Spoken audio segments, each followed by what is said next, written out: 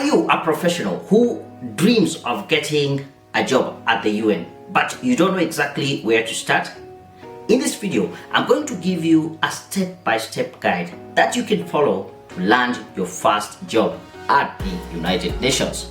My name is Daniel Butruku. I am a career coach and I have specialized in helping professionals getting jobs with the UN, NGOs, and international organizations. Today, I am focusing on the United Nations. And if you are just a fresh graduate at your mid-level career or an experienced executive professional, this video is going to be very helpful as you navigate through the UN job application process. Before I get to step number 1, let me just say this. Like this video, subscribe to this channel, and if you have any question or any comment in regards to UN jobs, any challenge you are facing, let me know in the comments below. I'll get back to you. So let's look at step number 1 in our step-by-step guide in getting these UN jobs: self-assessment. Now, you need to start by doing your own self-assessment. Ask yourself, what kind of skills do I have? What kind of experience do I have? What am I bringing on the table? What kind of values do I hold? What kind of languages do I speak? Am I saying all that is important? Yeah, because the UN, number 1, they value diversity. They value specialized expertise. They value international exposure. And sometimes you don't need to have worked outside the country for you to have that internationalism. And I will explain later as we progress. So do that self-assessment to get to know where you're at, what you're offering, and this might not always result to you ticking all the boxes that you have everything. It can also be a moment for you to ask yourself, then, since I don't have this and this, what can I do to bring it on board? Is it learning a new language? Is it just learning a specific skill? Would it be getting some exposure to international organizations through volunteering? Many things can come just from that step number 1 of self-assessment. Step number 2 would be researching UN agencies. Now, UN has so many agencies, and you need to ask yourself, which one are you interested in? Is it UNEP? Is it UNHCR? Is it UNICEF? Is it World Health Organization? Or many of the others? This is because all these different agencies have different recruitment criteria and also a different mission focus. So aligning your interest with the right organization is very important. Step number 3, understand the Ptrack system. Now, the UN has a Ptrack, that is professional level system, running from P1 to P5. Now, P1 is entry level, while P5 it is senior level.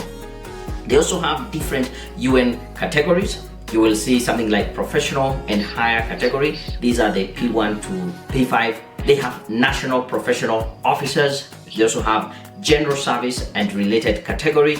These are the jobs that you will find with G1, take all the way to G7. They also have field service category. Some of the jobs will have FS and senior appointments. Knowing where you fit in this system will help you tailor your application accordingly. So get familiar with these professional levels and staff categories.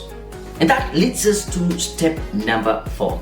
Craft your application and CV to fit these UN jobs at that level. Your job application, your CV must always be customized to the job that you're applying for, showcasing, number 1, the UN competencies. The UN is very big when it comes to job competencies. Every UN job advertisement will be talking about the different competencies that you would need to have. And for you to be able to stand out when you're doing your application, these competencies should come out very clearly in your motivation letter, while you are filling in the job application questions, and also in your CV. You need to clearly communicate your achievements with quantifiable results, and your application should always be clear and concise. your CV should be roughly about 1 to 2 pages, or the job application form while you're filling in should not go beyond 2 pages. Step number 5, leverage LinkedIn and networking. Networking is key, and you can easily connect and network with current UN staff using LinkedIn. Join UN related groups and engage with the content they share in these groups. Sometimes opportunities arises just from the conversations. Step number 6, prepare for assessments and interviews. All the UN roles include a competency-based interview and a written assessment.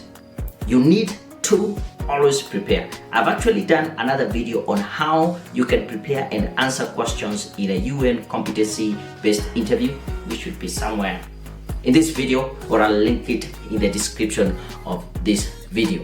But the core premise of being able to stand out when you are in a competency-based interview is by using the STAR method, which stands for situation, task, action, and results. The UN believe that your previous actions, your previous experiences, they actually shape or talks a lot in terms of your future performance. And it is important for you to go through this STAR formula. Think of as many examples as possible so that when you go to the interview, you are able to actually demonstrate how you have the competencies that they are looking for. And even very important, you need to be very familiar with the UN core values, because when they are doing even the written assessment, that is what they're looking to find out. Are you aware of the values, and how do you align yourself, your role, to these values? So, in a nutshell, this is what you need to do. Number 1, assess your skills. Number 2, research the different agencies. Number 3, tailor your CV, your application to the role. Network. And finally, you need to prepare for assessments. Also, take a look at this video on the 7-step UN job application process. Again, remember to like the video, drop a comment, and subscribe to my channel. And until my next video, I'm out.